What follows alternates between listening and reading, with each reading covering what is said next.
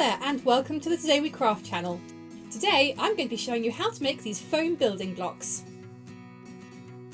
You're going to need foam blocks, obviously. I got these from Tactile Treasures. I've left the link in the description below. You're also going to need square templates. Each template needs to be 1 inch square larger than the size of foam block. So for example, if it's for a 4 inch foam block, you need to have a 5 inch template. You're also going to need fabric. In this case, I've gone for a different fabric for each face.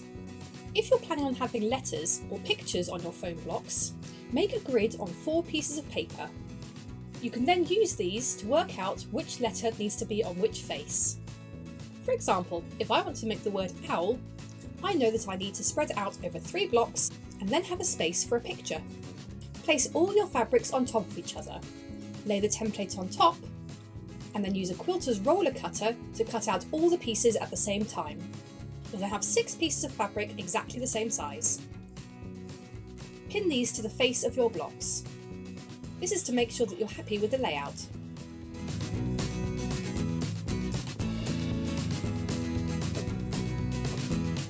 Draw your letters or pictures on sticky paper if required, cut them out and then place 1 on each face of your block.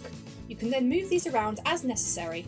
If you're planning on appliquing or decorating your fabric faces, now's the time to do it. Okay, so I have a confession here. I actually lost all of my filmed footage after this point. I've had to make a replacement, which is why the fabrics are different. Everything else, however, is exactly the same. Take off any 2 opposite faces.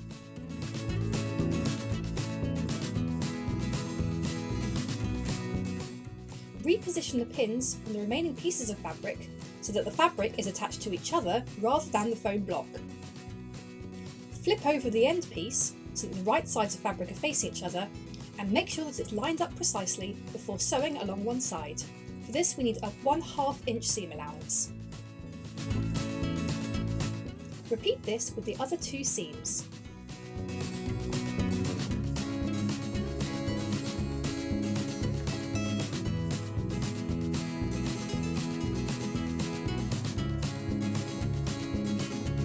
Open up your seams and iron them flat. This will make it look much neater later. Place this back on your block and pin on the remaining face pieces appropriately. Line them up accurately and draw a 1/2 inch seam allowance. Make a mark where the seam underneath falls and don't sew over this point.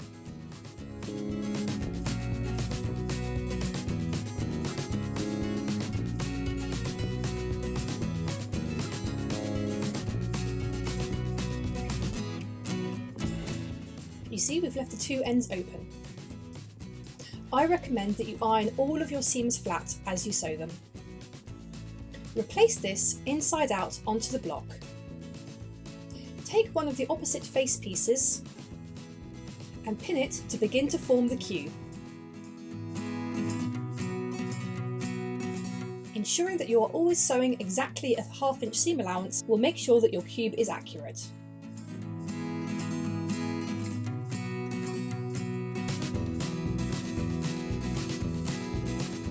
Snip off the corners to make it easier and neater to turn through. Repeat this entire process for the rest of the block until you've formed a cube with just 2 sides remaining open.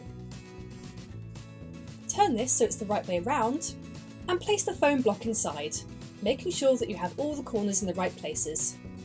Fold over the edge of the fabric so that it's flush with the block. Then fold the other piece underneath.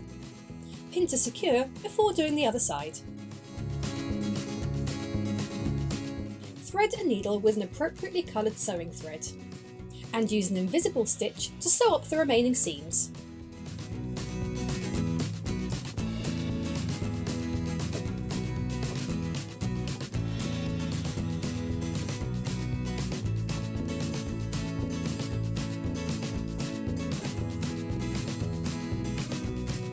It's called an invisible stitch because when you pull the threads, it disappears.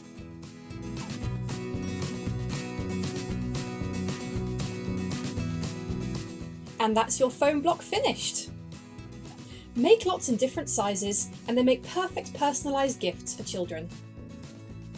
If you enjoyed this video, then please don't forget to subscribe. It costs you nothing, but it's a massive help to the channel. If you've got any questions, or if you've got any recommendations for a craft video that you'd like me to make, then please leave them in the comments below. See you next time!